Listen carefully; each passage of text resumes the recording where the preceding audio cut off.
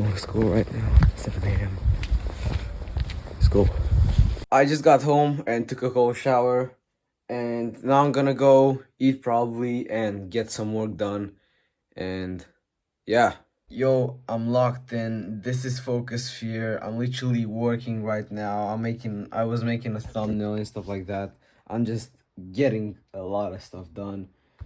And this video game is great because you literally got people watching you. Look, I have my camera open right here. And usually there's somebody else in here who has their camera open and they can literally watch you work, which is insane for your productivity. And if you want to join, let me know wherever on Discord or Instagram, I don't care. And I'll give you a discount code um, for this. And you can literally meet some really, really cool people. And yeah, now I'm going back to work. Got a call with the G's. Call with the G's right now, bro.